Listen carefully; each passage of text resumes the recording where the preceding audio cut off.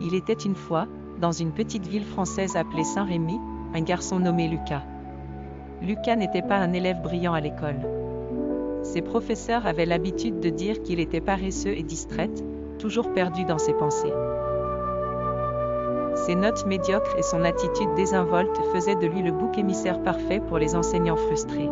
« Lucas, tu ne feras jamais rien de bon dans la vie si tu continues comme ça », lui répétait souvent son professeur de mathématiques, M. Bayard. Les mots de M. Bayard le touchaient profondément, mais Lucas refusait de se laisser abattre. Il savait qu'il avait des talents et des idées que personne d'autre ne voyait. Paradoxalement, c'était justement cette conviction qui le rendait si détaché des attentes académiques conventionnelles. À 16 ans, Lucas quitta l'école sans diplôme, contre l'avis de ses parents et de ses enseignants, tous persuadés qu'il se condamnait à un avenir misérable. Cependant, il avait un plan. Passionné par la technologie et l'entrepreneuriat, il commença à travailler sur un logiciel de gestion de temps pour les entreprises. Passant des nuits blanches à coder et à peaufiner son programme, Lucas apprit de ses erreurs et persévéra malgré les nombreux échecs initiaux. À 20 ans, il lança finalement son produit sur le marché. Au début, personne ne faisait attention à ce jeune inconnu sans diplôme.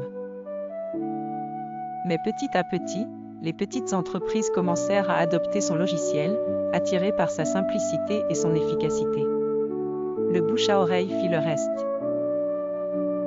En l'espace de 5 ans, Lucas devint le PDG d'une entreprise florissante, employant des centaines de personnes et générant des millions de revenus.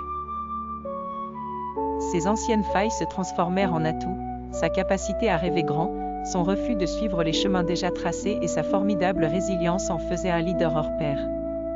Un jour, lors d'une cérémonie de remise de diplôme dans son ancienne école, Lucas fut invité à donner un discours. En regardant les élèves et les professeurs, il ne put s'empêcher de penser à M. Bayard. Il prit une profonde inspiration et déclara : « On ne peut jamais prédire de quoi demain sera fait. Ce n'est pas parce que vous ne rentrez pas dans une case aujourd'hui que vous ne trouverez pas votre chemin demain. Croyez en vous et en vos rêves, même si personne d'autre ne le fait. » Ces paroles résonnèrent avec force dans le silence de l'assemblée.